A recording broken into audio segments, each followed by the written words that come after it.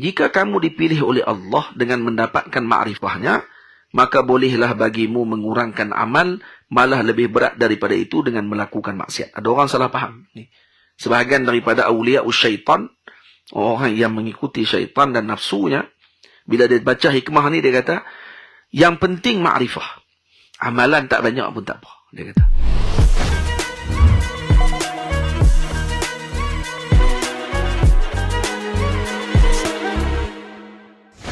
Bismillahirrahmanirrahim. Alhamdulillahirabbil alamin. Wassalatu wassalamu ala asyrafil mursalin sayyidina wa nabiyyina Muhammad ibn Abdullah Rasulil Amin wa ala alihi wa ashabihi wa man tabi'ahum bi ihsanin ila yaumiddin. Subhanaka la ilma lana illa ma 'allamtana innaka antal alimul hakim. Rabbi shrah li sadri wa yassir li amri wahlul 'uqdatam min lisani yafqahu qawli. Rabbi yassir wa la tu'assir. Rabbi tammim bi khair wa ba'd. InsyaAllah kita ulang kembali syarahan bagi hikam yang ke-8 yang saya bicarakan pada minggu lalu masih tidak selesai. Saya ulang semula. Moga dapat kefahaman dan kebaikan daripada pengulangan tersebut. Al-i'adah fiha ziyadah. Nah, pengulangan itu padanya ziyadah dan tambahan, dan fiha faidah, dan padanya faedah insyaAllah. Kata Sayyidina Al-Imam Ibnu Athaillah As-Sakandari rahimahullahu ta'ala di dalam hikmahnya yang ke-8. Idza fataha laka wijhatan minat ta'arruf. Jika disingkapkan kepadamu tirai ma'rifah, ataupun salah satu jalan daripada tirai-tirai ma'rifah, fala tubali ma'aha wa in qalla amaluk. Maka janganlah engkau ambil peduli jika sedikitnya amalmu sekalipun. Fa innahu ma fatahaha laka. Ini kerana tidaklah dibukakan kepadamu perkara itu illa wa huwa yuridu an yata'arrafa ilaika. Melainkan dia, yakni Allah, berkehendak untuk mengenalkannya kepadamu. Kemudian kata Imam, alam ta'lam anna at-ta'arrufa huwa muriduhu 'alaik wal a'mala anta muhdiha ilaih. Wa aynama anta muhdihi ilaihi mimma huwa muriduhu 'alaik. Baik. Sebelum kita syarahkan yang faqrah ataupun bahagian kedua, kita ulang semula bahagian yang pertama. Jika disingkapkan kepadamu tirai-tirai ma'rifah ataupun sebahagian daripada tirai ma'rifah, jangan engkau ambil peduli jika sedikitnya amal. Jadi seorang hamba itu dapat diselamatkan daripada kesesatan dan kegelinciran dengan mendapatkan hidayah dan anugerah daripada Allah melalui salah satu daripada dua jalan. Pertama, hamba tersebut berhadap kepada Tuhan dengan melakukan segala jenis ibadah. Jadi ada dua jalan sahaja, tidak ada jalan ketiga untuk diselamatkan hamba tersebut daripada kesesatan dan kegelinciran. Ya, yang pertama apa dia?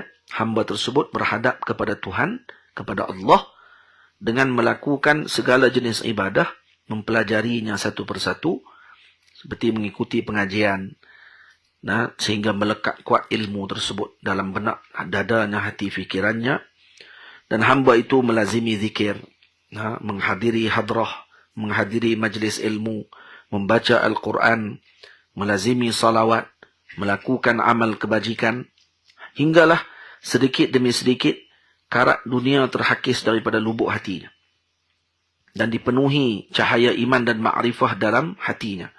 Dan jalan ini panjang sedikit. Dan ini agak sedikit panjang dan mencabar. Ramai yang gugur. Ramai yang rasa tidak mampu. Karena yang mereka inginkan hasil, katanya tidak berhasil. Dia tak nampak hasilnya. Jadi jalan ini mencabar. Jalan kedua apa dia? Hamba tersebut dipilih oleh Allah. Allah memilihnya sehingga Allah Ta'ala sendiri yang menyusun serta menganugerahkan jalan tersebut kepadanya. tanpa dalam keadaan keletihan. Jadi jalan pertama tadi bermula daripada hamba kepada Allah. Jadi hamba kepada Allah. Hamba tu memperlihatkan seakan dia yang melakukan amal tadi. Pada zahirnya, dia yang bersungguh-sungguh, dia yang letih, dia yang pergi, dia yang balik, dia yang macam-macam lah. Untuk kepada Allah.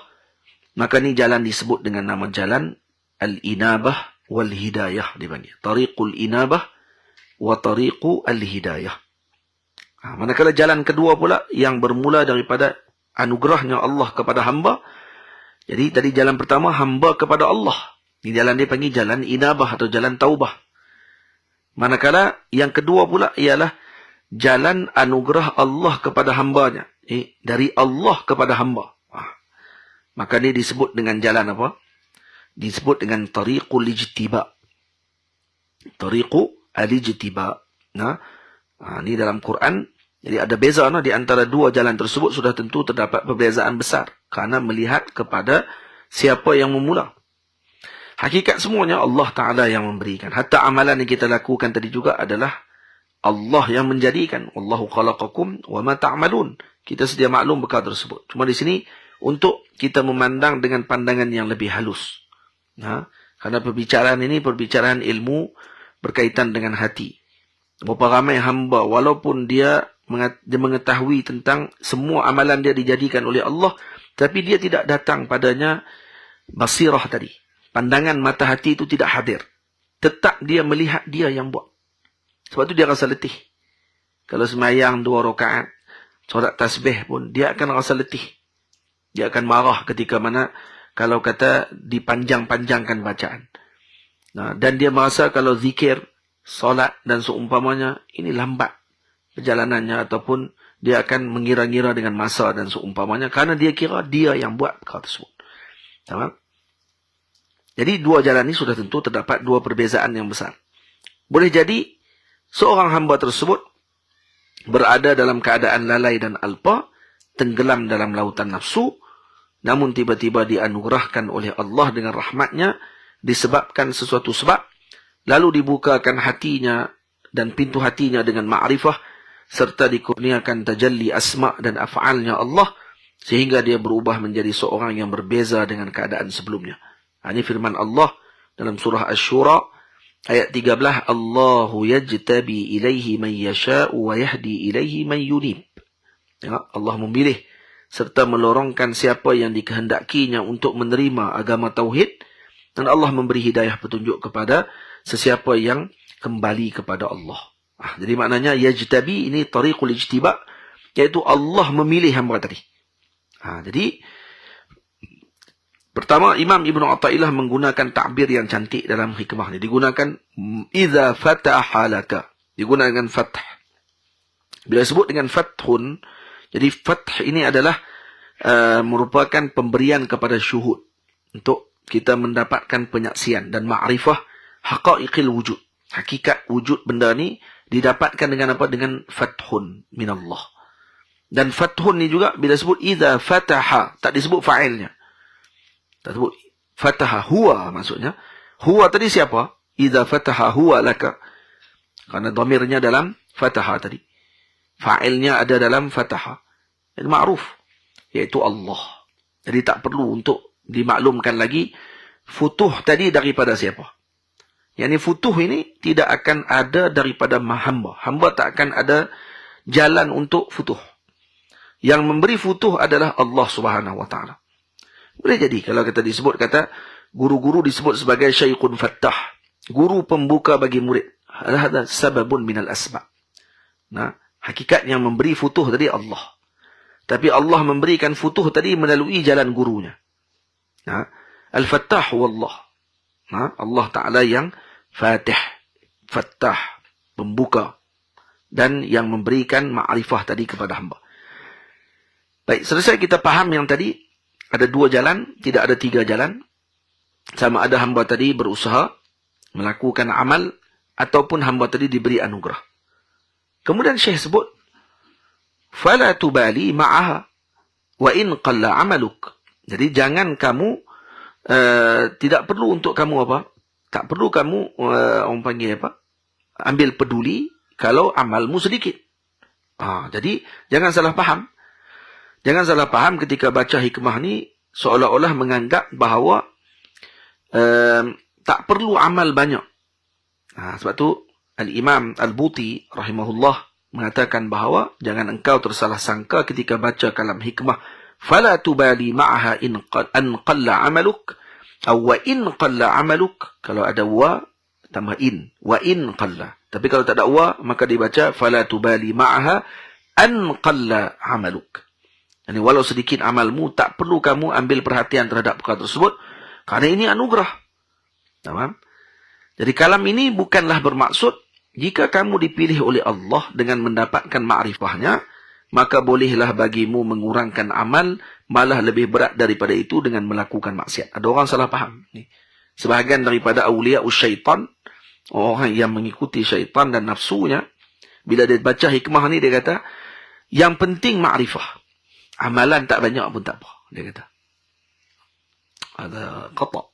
Salah pada sudut pengamalan terhadap kalam ini. Kerana kalau itu dibenarkan, ataupun benar apa yang kamu ucapkan tersebut, maka yang paling ma'rifah bagi Allah adalah Sayyidina Rasul sallallahu alaihi wasallam. Dan sedikit pun Nabi tidak mengurangkan amal. Yang berlaku dalam sirah, semakin bertambah ma'rifah Nabi, semakin kuat ibadah Nabi.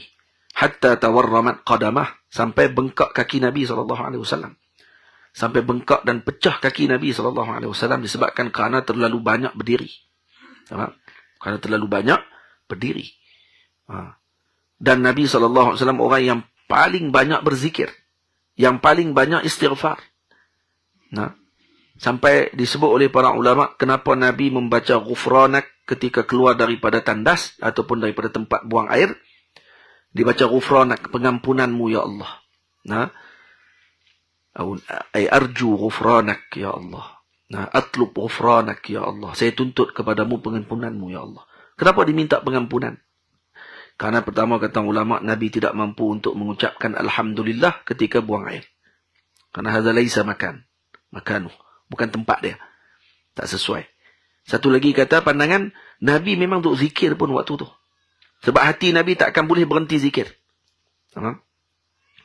Hati Nabi sentiasa fokus. Sebab tu dalam riwayat bila disebut fokusnya Rasulullah termasuk dengan zahir Nabi.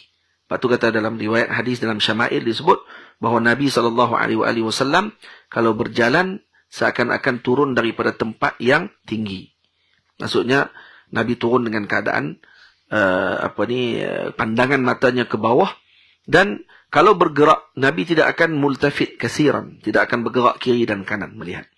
Jullu nazarihil mulahazah. Kebanyakan pandangan Nabi adalah pandangan di hujung mata saja, iaitu melihat, mengambil faedah ataupun mengambil ibrah, perhatian ataupun panduan. Yang kedua, Nabi melihat dengan hujung mata, tidak melihat dengan penuh mata. Maksud tidak tamak. Dan kata ulama ni juga menunjukkan kepada wuduhul hadaf. Wuduhul hadaf. Maksudnya perjalanan Nabi atau arah Nabi tadi jelas. Fokus. Kita yang zaman lah ni pelajar, santri, dengan santri saja, ustaz pun tak fokus. Kita tidak fokus. Antara permainan yang akan melatih fokus adalah memanah. Memanah maknanya melatih fokus. Sebab memanah ni dia akan melatih untuk orang tadi bernafas. Dia akan tarik nafas, lepas, dia akan lepas. Jadi dia melatih fokus sebenarnya, pernafasan. Bukan hanya melihat, sebab tu dia ajak waktu memanah, kita akan disuruh untuk melihat anak panah tadi sampai ke arah ke tempat tujuan tadi, ke aim dia tu. Tempat yang kita aim tadi kena tengok sampai habis. Adab dia macam tu. Tak boleh kita panah, lepas tu kita buat tak tahu. Sebab kita takut kena orang. Lepas tu kena perhati dulu, kena fokus tengok. Orang ke? Kijang ke? Kalau kita duduk dalam hutan lah. Kalau pakai panah. Sama juga orang yang menembak. Dia kena fokus. Dia kena fokus dan dia kena ada tarikan nafas dia dan seumpamanya yang sempurna baru boleh. Lepas tu kata J. Shetty, dia kata dalam buku dia tu, think like a monk. Monk ke monk? Monk. Mong apa ni, Sami. Dia ada buku tulis. Saya ada buku tu. Sejak tengok dia tulis apa. Ya. Dia kata berfikir cara macam mana Sami berfikir. Sami tu tok guru dia lah. Sebab dia pernah masuk ke ashram. Ashram ni pondok lah. Kalau kita pesantren, pondok, ataupun dayah, zawiyah, mereka ada ashram. Ashram ni ataupun dipanggil tempat Buddhis yang mana dia ada ashram, dia ada Zen Buddhis apa semua kali tu. Mereka ni ashram, tempat mereka untuk kumpul dan mengaji ilmu Buddha. Dia masa mula-mula berubah, dia katanya dia pergi ke Nepal. Naik ke gunung Nepal tu dan mengaji di sana. Sebelum dia jadi influencer. Jadi pun geng influencer juga lah jenis apa ni, buat video motivasi apa semua ni. Sebab dia budak liak dulu. Kemudian dia pergi ke ashram 3 tahun, duduk di pondok apa ni, Buddha. Dia pun orang Buddha lah. Dan beramal dengan Buddha. Dia kata, mula sampai di ashram tu, dia kata, dia tengok ada satu kelas budak kecil. Budak kecil. Yang pakai pakaian Sami tu lah. Lepas tu dia tanya, kamu mengaji apa? Duk ajak apa dekat mereka kan? Waktu masa umur macam ni. Aku ajak ABC ke? Kan? Tak, rupanya dia ajak apa? Dia ajak pernafasan. Dia ajak untuk tarik dan lepas pernafasan. Untuk apa? Untuk fokus. Faham tak? Sebab tu tak heran mereka juga diberikan dengan kelebihan-kelebihan, dibukakan dengan mata batin mereka. Tapi terberhenti. Orang ni dia terberhenti sekat tu. Dia tak akan boleh lajak naik ke alam malakut. Tak akan boleh naik. Mustahil. Mereka hanya terberhenti dekat alam jin dan juga alam syahadah yang ada. Sebab tu jangan heran ataupun jangan cepat sangat untuk kita mengaku kita mendapatkan kedudukan yang tinggi ketika baru dibuka alam musyahadah.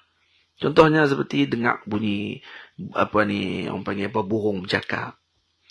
Ataupun sekali dia dengar apa ni, batu bertasbih. Hanya sekat tu saja, terus dia kata dia wali minal awliya. Terus dia buat zawiyah baru. Ataupun dia boleh pimpin terus dah apa ni, murid dan seumpamanya tanpa izin daripada guru. Baik. Kenapa? Karena yang tu kata Syekh Ali Jum'ah hafizahullah, Maulana Syekh Ali sebut, Imam Ali Jum'ah kata, yang tu pun akan diperolehi oleh hatta orang-orang yang melalui jalan Sami. Dia pun boleh dapat benda tu. Dibukakan benda tu biasa. Lepas tu kita tak heran tengok kadang-kadang ada orang Sami ni, kadang dia punya orang panggil apa, kerohanian cara dia tu lah. Cara dia tu boleh tahan kalau kita tak lebih daripada dia, teruk kat kita. Tapi dia akan main. Sebab tu yang bila sampai ke tahap macam tu, dia akan main dengan jin. Waktu ni jin akan main khidmat dan seumpamanya. Waktu ni silap lah. Dia tak ada panduan, maka dia akan pesong. Waktu tu. Jadi fathun ni adalah pembukaan daripada Allah yang Ta'ala buka kepada hambanya, dan tidak ada pembukaan melainkan daripada Allah Ta'ala sahaja. Ini boleh buka dalam kitab Tariq ilallah. Maulana Syekh Ali ada syarah dalam kitab tersebut. Baik. Jadi sebaliknya kata beliau, jadi jangan guna fala tubali ma'aha in an qalla 'amaluk. Jadi jangan kamu kisah walaupun amalan kamu sedikit. Jadi ini bukan dijelaskan oleh Al-Imam Ibnu Athaillah untuk seorang tadi ketika diberi ma'rifah, maka setelah tu dia akan boleh kurangkan amal, ataupun dia tidak perlu lagi beramal setelah tu. Lebih berat lagi, dia melakukan maksiat pula lepas tu, kerana saya dah dapat ma'rifah, kata dia. Saya dah diberikan dengan mukasyafah, kasyaf. Tak, sebaliknya, kata Imam Syekh Buti, ianya menjelaskan tentang sebelum diberikan anugerah ma'rifah, berkemungkinan seseorang tersebut hanyalah orang biasa. Pada ibadahnya, kemungkinan orang ni biasa saja. Kemungkinan pula, dia masih tenggelam lagi dengan maksiat. Boleh jadi. Ada orang dia biasa aja. Dia tengok, Allah Ta'ala bagi ma'rifah kepada dia. Ada boleh jadi orang tu pula ahli maksiat sebelum tu. Dan banyak contoh yang disebut oleh para ulama dan kisah para wali. Seperti Sayyidina Fudail bin Iyad. Seperti Abdullah bin Mubarak. Seperti sebahagian di kalangan sahabat Nabi. Yang pada mulanya ingin membunuh Nabi. Sayyidina Umar. Sayyidina Umar radhiyallahu ta'ala anhu. Wa ardah. ahadul mubasysyirin bil jannah, yang disebut oleh Nabi, kalau ada Nabi setelahku, Umar lah Nabi. Dan di kalangan umat ini, kata Nabi, ada muhaddasun, iaitu yang diberikan oleh Allah dengan pandangan mata batin yang sangat tajam, sehingga dia boleh mengetahui masa akan datang. Dipanggil muhaddasun. Jadi dia boleh tahdis, menceritakan benda yang akan berlaku. Antaranya siapa? Sayyidina Umar, kata Rasulullah yang sebut kedudukan Sayyidina Umar.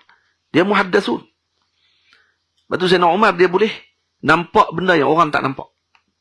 Itu yang bila mana Sayyidina Huzaifah ibn al-Yaman, kata beliau, Sayyidina Umar tanya kepada saya, kata beliau, dalam hadis Sahih Muslim. Sayyidina Umar kata, pintu fitnah nanti akan pecah ke terbuka? Dia kata. Sayyidina Huzaifah kata, bahkan terpecah. Maka kata Sayyidina Umar, kalau begitu, tidak akan tertutup lagi pintu tu. Kenapa? Kerana pecah. Kalau terbuka, boleh tutup. Tapi kalau pecah, nak tutup macam mana? Maka yang mendengar, para tabi'in, yang dengar hadis tu, tanya kepada Sayyidina Huzaifah. Mereka faham hadis tu. Mereka faham hadis tu, siapa dia pintu tu. Kemudian mereka pun tanya, wahai guru, wahai tuan guru, wahai Imam Huzaifah, wahai Sayyidina Huzaifah, adakah Sayyidina Umar tahu maksud pintu tu apa dia? Sayyidina Huzaifah kata apa? Beliau mengetahui tentang makna pintu tadi, seperti mana kamu tahu selepas malam ada siang. Apa maknanya? Ilmu daruri maksudnya. Jadi Sayyidina Umar tu ilmunya daruri, bukan nazari lagi. Tak perlu kepada ta'ammul, tak perlu kepada berfikir, menggunakan akal. Cukup sekadar tahu, macam kita tahu daruri bahawa satu besar lebih besar daripada kecil, kecil lebih besar daripada besar, kecil lebih kecil daripada besar. Al-juz aqal minal kull, sebahagian adalah kecil daripada sempurna. Itu benda daruri. Bapa beranak dulu daripada anak, daruri yang tu, tak perlu fikir. Macam itulah Sayyidina Umar tahu, kata yang pecah tadi adalah Sayyidina Umar. Maksudnya Sayyidina Umar tanya tadi untuk nak beritahu, kata apa? Tak, untuk dia dapat pengetahuan, kata memang dia akan dibunuh. Jadi dia faham pintu tu dia. Dan dia akan dibunuh. Pembunuhan Sayyidina Umar adalah membuka ataupun memecahkan pintu yang menutup di antara fitnah dengan umat. Sayyidina Umar tu adalah penghadang kepada fitnah. Dia menyusahkan Sayyidina Umar. Wafat beliau, masuk fitnah semua. Sebab tu. Sayyidina Umar ni agung, ajaib dia. Dia punya kekuatan yang luar biasa. Batinnya luar biasa. Sebab tu, kata ulama, pemimpin Khulafa Ar-Rashidin Al-Mahdiyin yang dipegang oleh 4 orang sahabat, mereka bukan hanya memimpin alam zahir. Mereka memimpin alam batin. Sekali. 2. Setelah tu, tak. Yang akan mimpin batin balik nanti siapa dia? Imamul Mahdi. Dan akan pimpin batin balik Sayyidina Isa. Dan yang terus memimpin batin, Nabi kita Muhammad SAW. Terus pimpin. Dan para awliya Allah Ta'ala yang Allah Ta'ala memberikan, jadikan mereka sebagai khalifah Allah Ta'ala di muka bumi. Jadi, Sayyidina Umar radhiyallahu anhu waktu ketika mula-mula jumpa dengan, waktu ketika Nabi yang dia benci pada waktu tersebut. Yang Nabi angkat tangan doa, ya Allah, izzahkan ataupun muliakan Islam dengan salah seorang daripada dua Amr ini. Umar ataupun Amr. Iaitu sama ada Sayyidina Umar ataupun Amr bin al-Hakam. Iaitu nama apa? Abu Jahal. Maka Allah memilih Sayyidina Umar. Itu yang bila mana Sayyidina Umar pergi ke rumah, nak pergi ke jumpa dengan Nabi, ada seorang sahabat menggunakan dengan kebijaksanaan, dia kata, kalau dia terus pergi kat Nabi, nanti masalah. Dia tak akan boleh kalahkan Nabi. Mustahil dia boleh kalahkan Nabi. Nabi adalah makhluk yang kuat. Kekuatan Nabi sama dengan 100 ahli syurga. Satu orang ahli syurga sama dengan 100 ahli dunia. Maka kalau dikali jadi 4,000 orang. 40 orang ahli dunia, minta maaf. Satu orang ahli syurga sama 40 orang ahli dunia. 40 kali dengan 100 jadi berapa? 4,000. Jadi kekuatan Nabi seorang sama dengan 4,000 orang. Satu Nabi sama kekuatan dengan 4,000 orang. Kalau Sayyidina Umar pergi, Sayyidina Umar tak akan boleh kalahkan Nabi. Jadi sahabat ni, tapi masih lagi bimbang dengan perkara tersebut kalau berlaku benda yang tidak bagus. Akhirnya dia pun teringat dengan doa Nabi dan dia pun sebut kat Sayyidina Umar, dia kata, kamu nak pergi cari Nabi Muhammad. Tu adik kamu sendiri, Fatimah. Nah, dia pun masuk juga, Fatimah binti Khattab. Dia pun masuk juga Islam. Kamu tak tengok pun. Lagi. Sayyidina Umar kata, adik aku pun masuk. Terus kena pergi. Sebab dia, kenapa dia sebut adik? Sebab dia tahu kalau kait dengan keluarga ni, lajak-lajak pun dia tampak kan. Dia nak bertakkan nak pergi bunuh adik dia sendiri. Dia pun tahu Sayyidina Umar ni orang mulia juga. Jadi dia pun pergi. Patah balik pergi ke rumah adik dia. Waktu tu Sayyidina Fatimah dengan suaminya Sayyidina Sa'id ibni Zaid. Dan kemudian Sayyidina Sa'id pun salah seorang ahdul mubasyirin bil jannah. Dan kemudian seorang lagi sahabat nama apa yang mengajak Quran. Dia tengah mengajak Quran waktu tu, dengarlah bacaan Quran tadi daripada luar. Terus dia tolak pintu. Dengar kata suara Sayyidina Umar main tu. Terus yang sahabat ni pergi bersembunyi belakang pintu. Kemudian sahabat Sayyidina Fatimah dengan Fatimah binti Khattab, adik Sayyidina Umar dengan suami dia, halang Sayyidina Umar untuk tidak melakukan yang tidak baik. Sayyidina Umar tumbuk adik ipar dia, Sayyidina Sa'id, jatuh. Dah. Dan waktu tu Sayyidina Fatimah pula main bertahan. Sayyidina Fatimah kata, kalau kamu nak bunuh saja kami. Senang. Kata. Waktu itulah Sayyidina Umar pun, aduh, silap lah. Dia dah pergi tampak adik dia dah. Adik dia pun luka. Dia pun silap. Dia kata, silap pula. Lagi dia duduk, dia nak pegang. Dia kata, kamu tak boleh pegang. Tangan kamu najis. Dia kata, kamu masih lagi kotor. Akhirnya dia pun kata, nak buat macam mana untuk saya nak ni. Kamu baca apa tadi? Barulah dibacakan balik ayat tersebut. Terus Sayyidina Umar tu duduk tu. Dia kata, yang ni yang kamu baca. Macam seorang tak pernah dengar. Surah apa tu? Taha. Dengar surah Taha tadi. Dan kemudian selepas tu, terus dia suruh tunjuk di mana tempat Nabi duduk. Dan waktu tu keluar sahabat tadi, yang mengajak Quran tadi, sahabat tu kata, Abshir ya Umar. Kejut Sayyidina Umar, ada seorang lagi. Ada seorang lagi di belakang pintu. Dia kata, Abshir ya Umar, kamu telah mendapatkan doa Rasulullah. Setiap hari kami dengar Rasulullah doa yang ni. Dia kata, doa agar kamu dipilih oleh Allah dengan salah seorang daripada kamu ataupun Abu Jahal. Allah memilih kamu. Dan maksudnya Allah memilih kamu untuk memuliakan agama Allah. Itu dia. Bukan sikit doa Nabi. Masya Allah. Dia tengok. Tu kepada dia orang panggil apa ni? Fala tubali ma'a in qalla amaluk. An qalla amaluk. Amalan Sayyidina Umar apa sebelum tu? Tak apa. Bukan Islam. Dan akhirnya jadi salah seorang daripada kekasih Allah Subhanahu wa ta'ala. Sebab tu kata di sini, ada orang mungkin dia biasa saja sebelumnya, tapi setelahnya diberikan oleh Allah dengan anugerah yang luar biasa. Ini banyak contoh para sahabat, banyak contoh di kalangan para awliya Allah Ta'ala. Kita baca dalam manaqib mereka dan seumpamanya. Tamam? Dan terdapat bentuk pemberian kefahaman dan ma'rifah, ini yang saya tambah, kepada hamba melalui kesakitan yang dialami. Boleh jadi dia tak dapat melalui dengan ma'rifah tadi, dengan jadi wali itu tidak. Dan bukan mesti dengan dia diberikan ma'rifah tadi dengan terus masuk ma'rifah dalam kepalanya, dalam dadanya, seperti Sayyidina Umar dapat tadi, seperti Sayyidina Fudail dapat, seperti Sayyidina Abdullah bin Mubarak dapat, seperti Sayyidina Suraqah dapat. Tak. Maksudnya macam tu. Boleh jadi ada orang yang dapat melalui kesakitan yang dia alami. Dia jatuh sakit.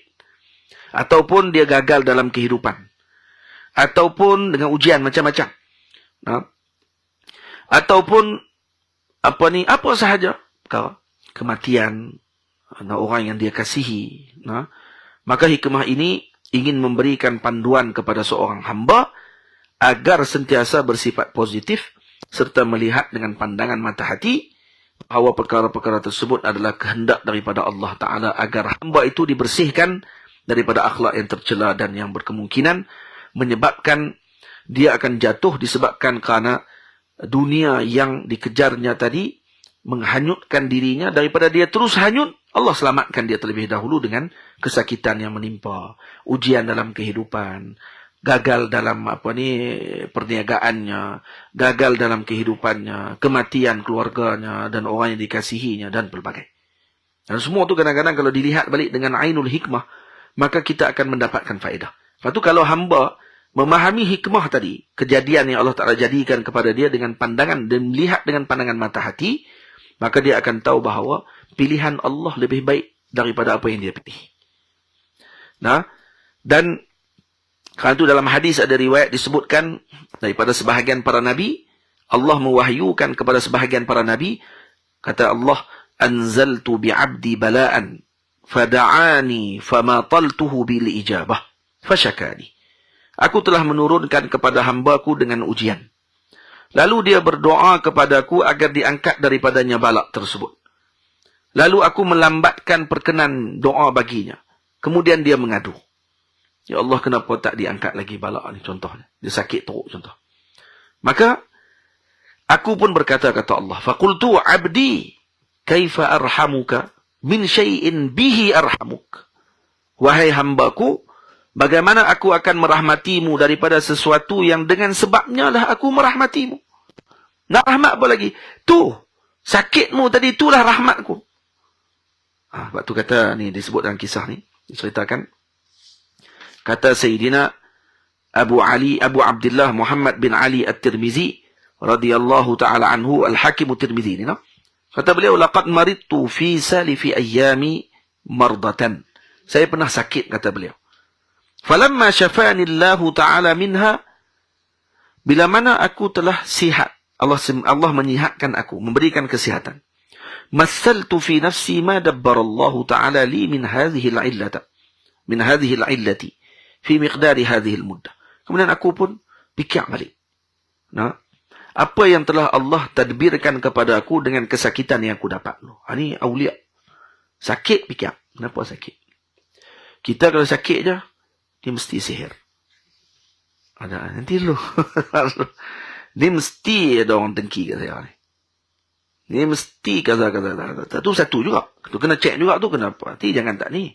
Itu salah satu daripada ilaj dipanggil. Ambil. Tapi dalam masa yang sama, fikir juga. Kenapa Allah bagi macam tu kat saya? Maka dia fikir, dia kata. Dan dia kata, kesakitan yang aku dapat dengan tempoh tersebut dengan ibadah thaqalain. Fi qadri ayyami illati. Dengan ibadah hamba-hamba Allah Ta'ala dunia, thaqalain maksudnya jin dan manusia. Dengan kadar sakit yang aku timpa tadi. Mana yang lebih bagus, yang lebih baik? Maka kata aku, law khayyartu baina hadhihi al-illah wa baina an law khayyartu baina hadhihi al-illati wa baina an takuna li ibadati as-thaqalain fi miqdari muddatiha ila ayyihima yamilu ikhtiyari. Kalau diberi pilih kepada aku, kamu diberi dengan ibadah jin dan manusia, dengan diberi sakit yang dalam tempoh yang diberikan tadi, kamu nak pilih yang mana? Maka sahha azmi, sahihlah aku benarkan semula keazamanku dan berterusanlah keyakinanku, wa waqaftu basirati, dan kemudian aku pun melihat dengan pandangan mata hatiku bahawa pandangan Allah lah yang lebih bagus, yang lebih baik. Maka sakit tu sebenarnya lebih bagus padaku daripada sihat atau daripada ibadah thaqalain, kerana tu dipilih oleh Allah. Kalau diberi pilih tu, tengok Allah pilih. Macam mana tahu kata Allah pilih? Berlaku dah kat kita tu, Allah pilih lah tu. Mana ada benda yang Allah tak pilih? Ini ada Facebook pula, curang itu adalah pilihan, bukan takdir. Mereka mana ni? Tu dalil kata ni. Lepas tu ada seorang tulis. Semua tulis dalam Facebook. Dia kata, kita sebut dah, curang tu kan pilihan. Tidak termasuk dengan takdir Allah. Kemudian orang pun jawab balik, dia kata ni adalah pandangan Mu'tazilah ni. Apa ni? Af'alul ibad ni semua Allah Ta'ala jadikan. Kamu cakap apa ni? Maka dia kata, saya pun kata, tak apalah, menanglah kat kamu. Bagi kamu menanglah. Nah, saya malah sembang, dia kata. Kerana ramai sangat orang pandai dalam Facebook ni. La ilaha illallah. Dia tak sedar dia tu membuat pandai. Nah, na'udzubillah. Ini dalil kepada kita bahawa pengajian di sekolah-sekolah kita masih lagi sangat teruk sebenarnya dengan akidah. Teruk. Tak faham sifat 20.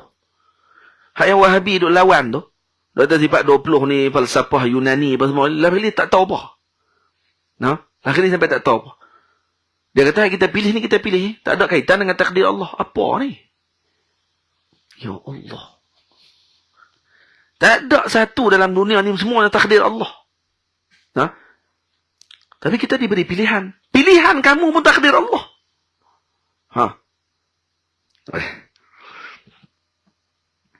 Sebab tu kita disebut dengan kasbun. Kasbun. Kita ni nampak macam usaha ni. Bahasa lebih halus lagi sebenarnya.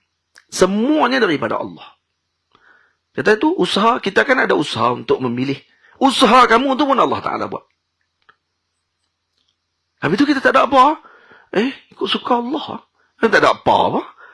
Ni hak kamu duk pilih ni apa semua ni. Yang semuanya Allah Ta'ala pilih sebenarnya. Nah, kamu pilih.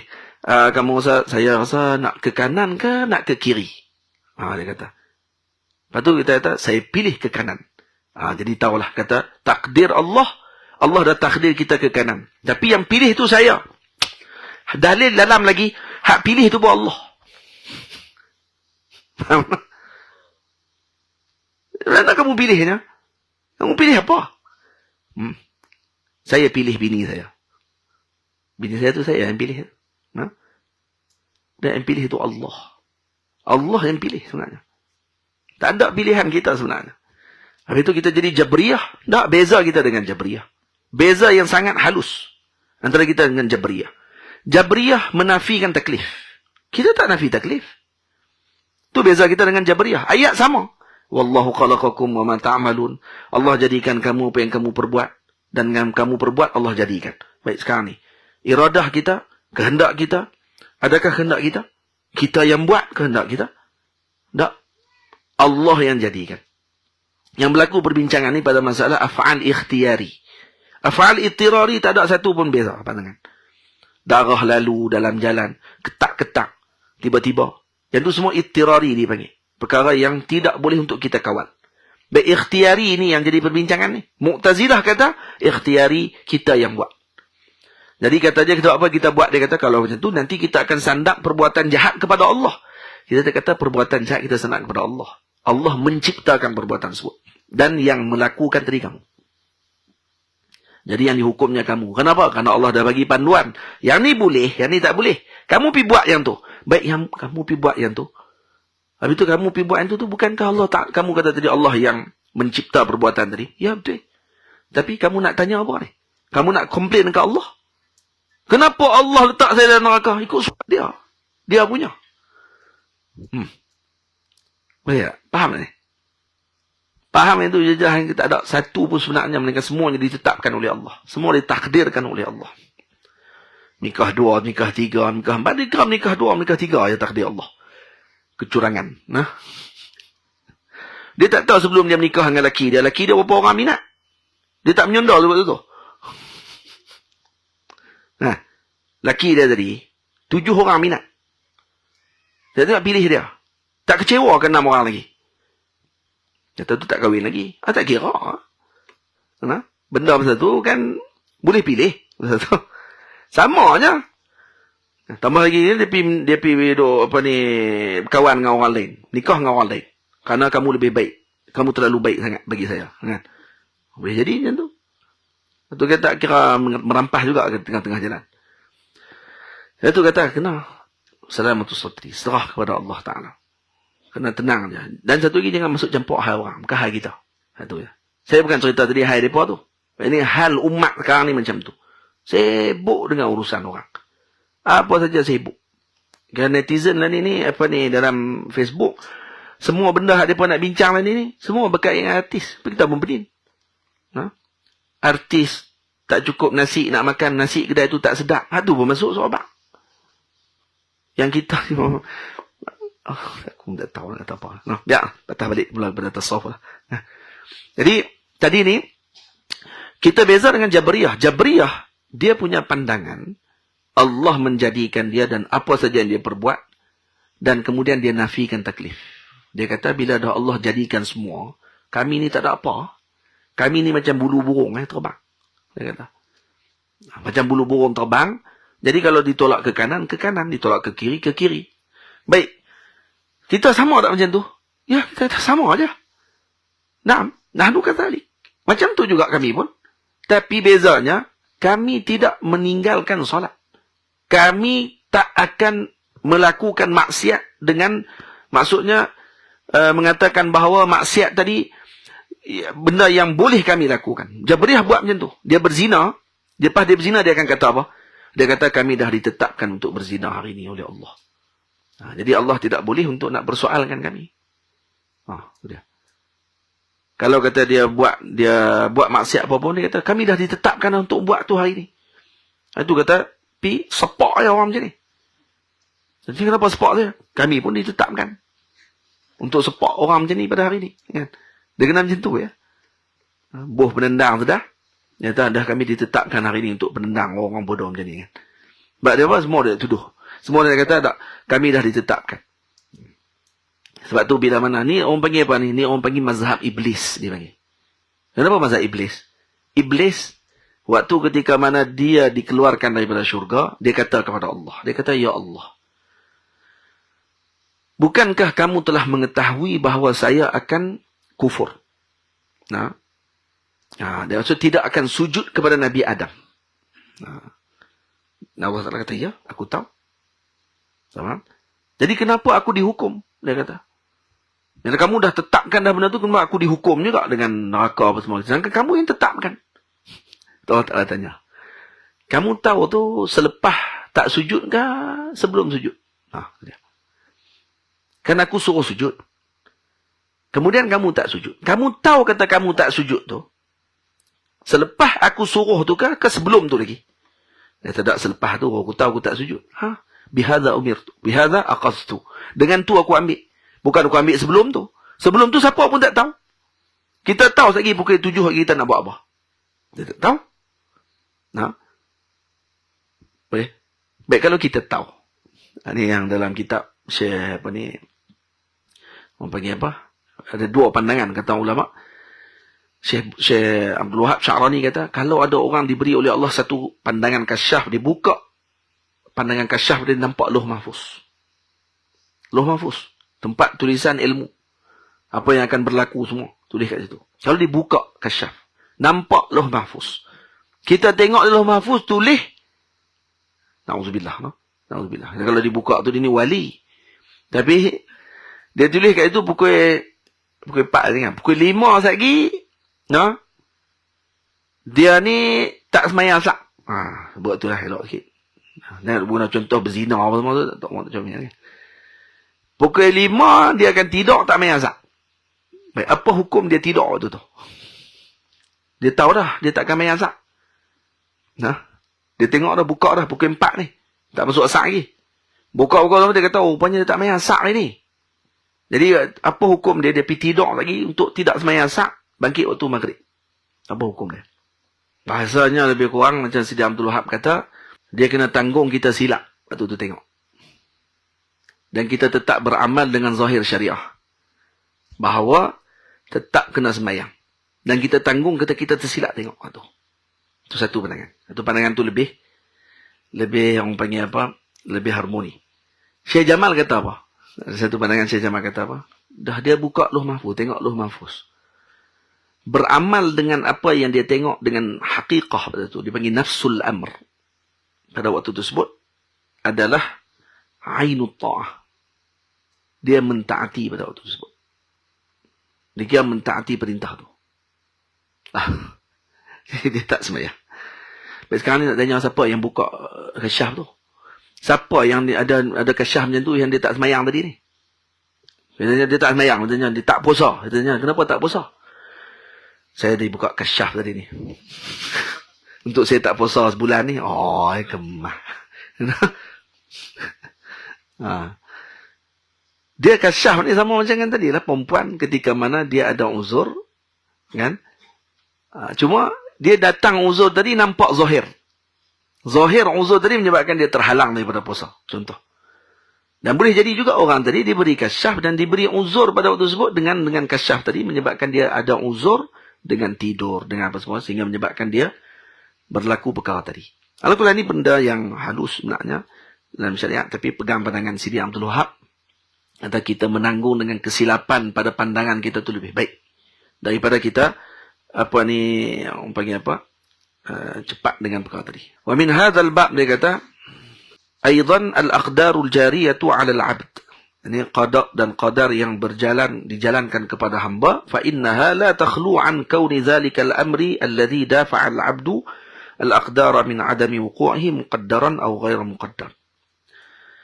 Dia kata tidak sunyi daripada perkara yang berlaku kepada hamba tadi, yang yang dipertahankan oleh hamba dengan qada dan qadar tadi, sama ada perkara tersebut berlaku ditakdirkan kepadanya ataupun tidak ditakdirkan kepadanya.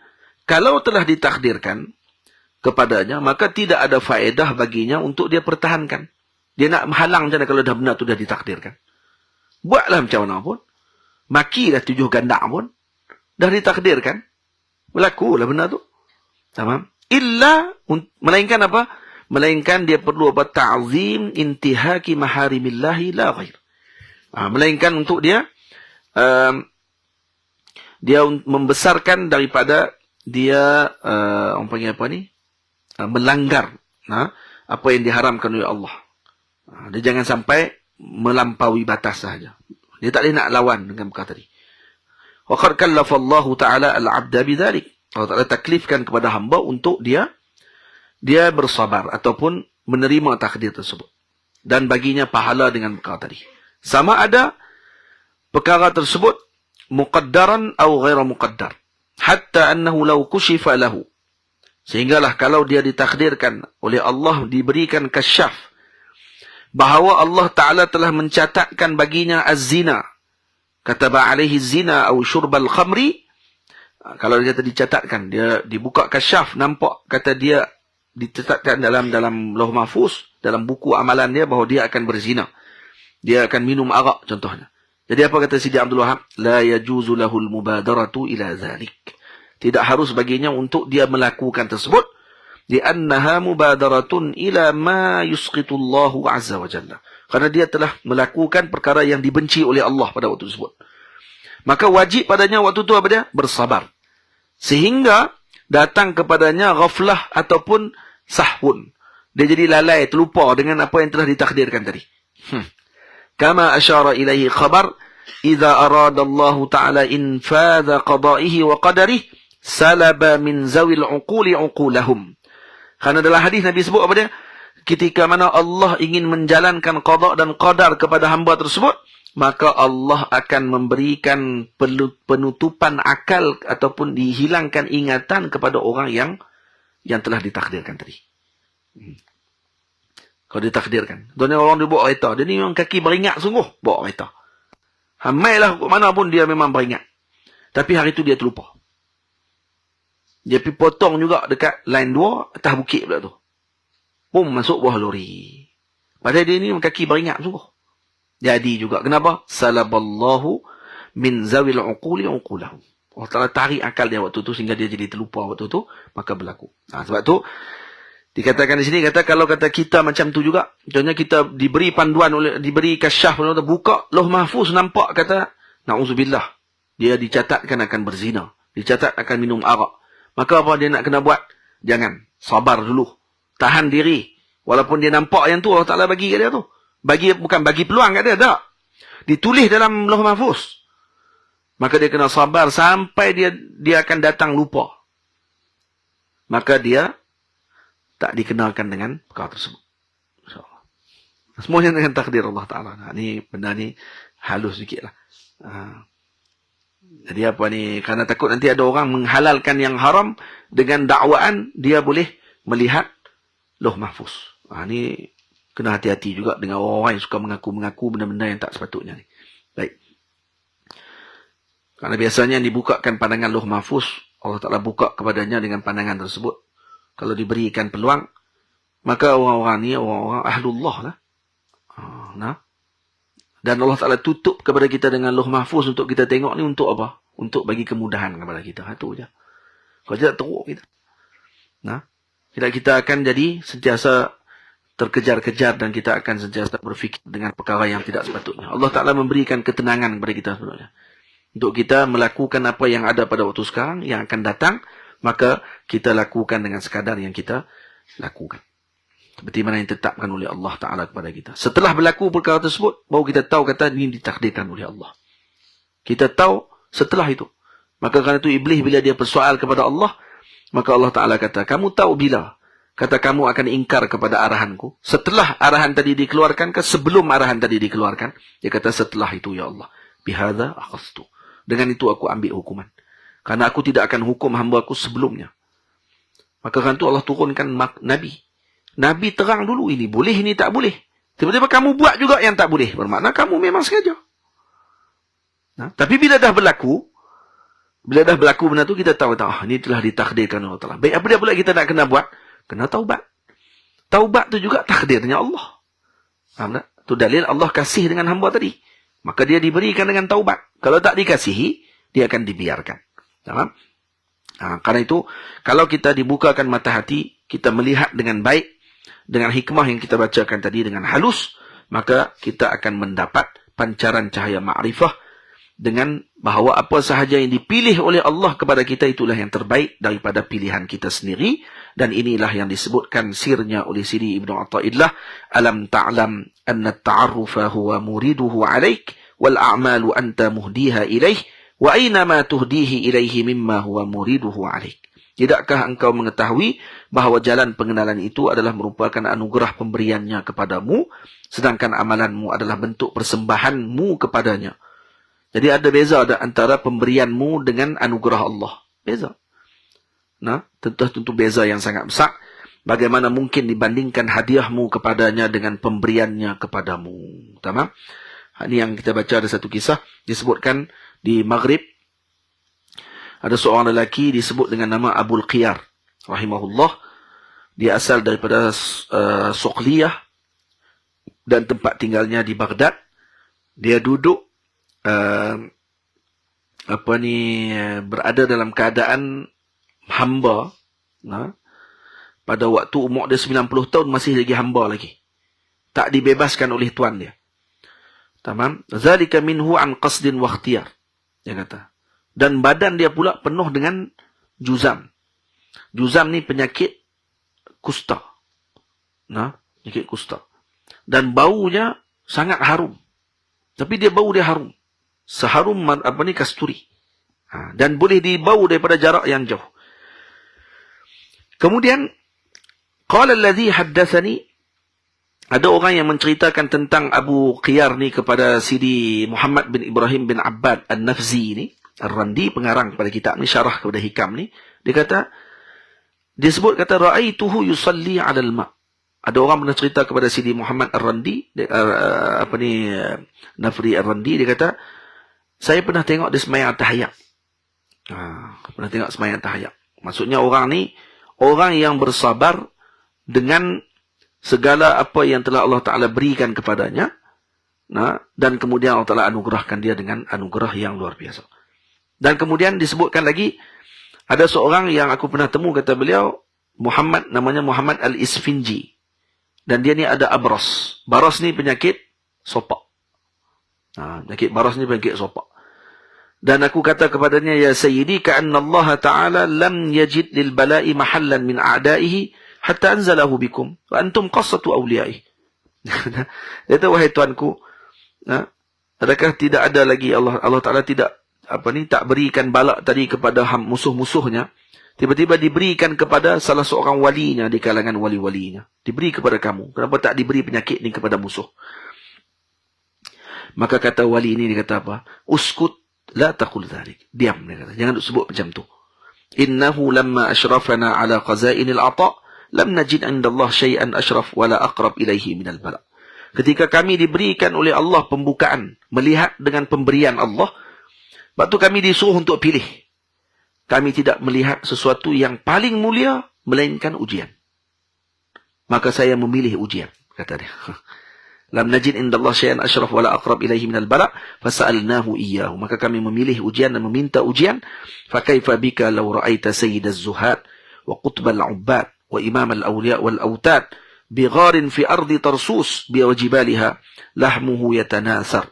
Kamu tak tengok lagi, dia kata, ada seorang wali besar, Qutbul Aqtab, yang duduk di atas gunung, gua, di Ardi Tarsus, dia kata, dagingnya jatuh habis. Kulitnya, dia kata, yasilu qayhan wa sadida. Ni, mengalir keluar nanah dengan ayak-ayak apa? Ayak bisa. Penuh di badan dia dengan naml, semut dengan zubab. Zubab apa dia? Lalat. Dia kata penuh. Fa idza kana al-lail lam yaqna' bi dzikrillah wa syukrihi. Tapi waktu malam, bila sampai malam saja, dia tidak tidur malam dengan melainkan berzikir dan bersyukur kepada Allah dengan apa yang Allah Ta'ala beri kepadanya.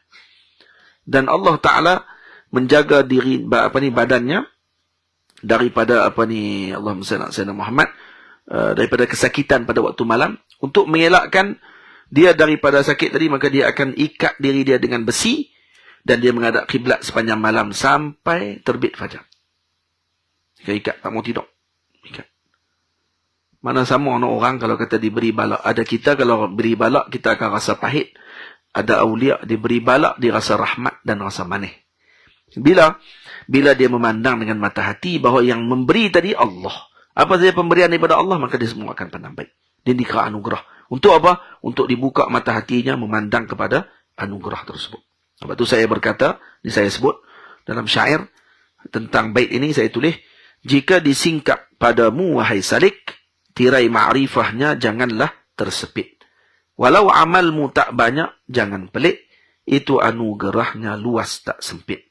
Anugerah darinya walau sedikit, tak terbanding amalmu walau berbukit. Moga-moga kita dapat faham hikmah ini dengan baik. InsyaAllah minggu depan kita akan, kalau dipanjangkan umur, kita akan syarah hikam yang ke-9 bagi menyelesaikan pengajian hikam kita insyaAllah. Wassallallahu ala sayyidina Muhammad wa ala alihi wa sahbihi ajma'in walhamdulillahi rabbil alamin.